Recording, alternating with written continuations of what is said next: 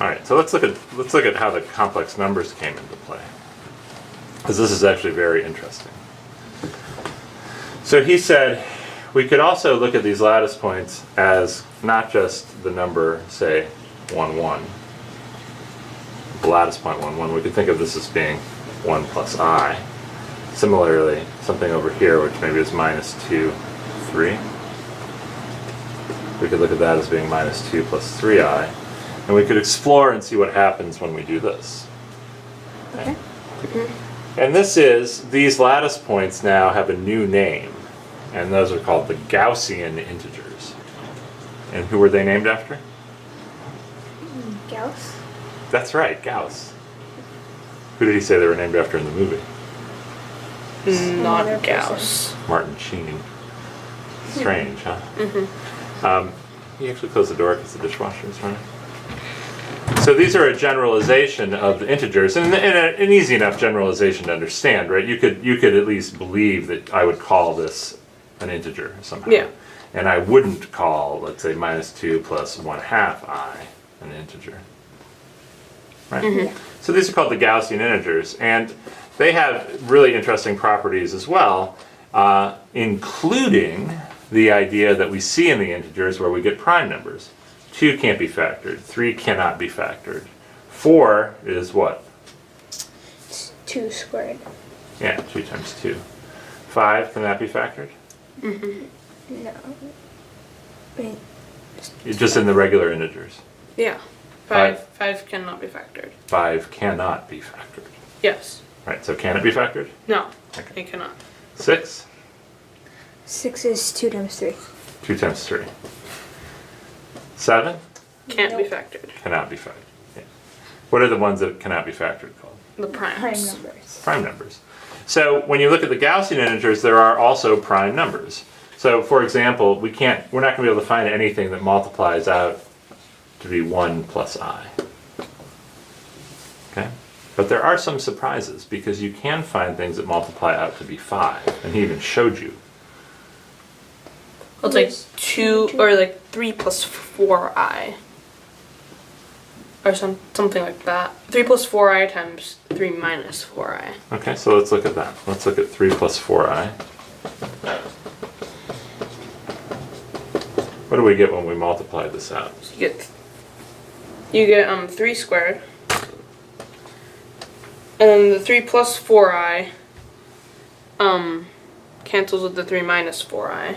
I don't know what you mean. So like when you multiply 3 and 4i together, or 3 and the minus 4i together, that when you add that to the 4i plus 3, that's just 0. Where does 4i plus 3 come in? Or 4i times 3. Okay. Good. And then what do we get at the end? So we get, and then that's 4, it's negative 4i squared. Right. So we get minus 4i squared. So. Which is what? So this whole sum is 25. Okay. Now we were looking for something that multiplied out to be 5, but we found something that multiplied out to be 25. But it's a good exercise in multiplication. Yeah. So 3 plus 4i times 3 minus 4i does not equal 5. When we multiply them together, it equals 25. So can we find something that multiplies together to be 5, though? Well, how about I think you said maybe 2 plus I times 2 minus I. Okay, let's try that. 2 plus I times 2 minus I. So we get, well, it's just the difference of squares, sort of. Well, yeah, let's so we get 4. 4. And then again the 2 times minus I and I times 2, that will cancel out. Okay. And then we get I squared, that's negative 1.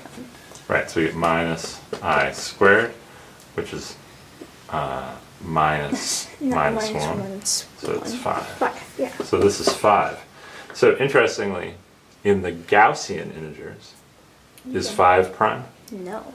No, 5 is not prime. You can use I, it's not prime. What? If you can use I, it's not prime. Yeah, so it factors into these other primes. 2 plus I and 2 minus I, Yeah.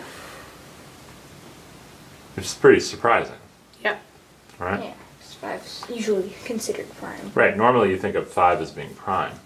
So this is a brand new number system, Cool. and it has elements that look like the same, they look like and behave like prime numbers, the prime numbers that we've seen before. And the surprising thing is that some of the prime numbers that we've seen before disappear from the list. No longer prime. 5 is not prime under the Gaussian integers. Under the normal integers, 5 is prime. Okay? Yep. Yeah. All right, now let's go to the next one.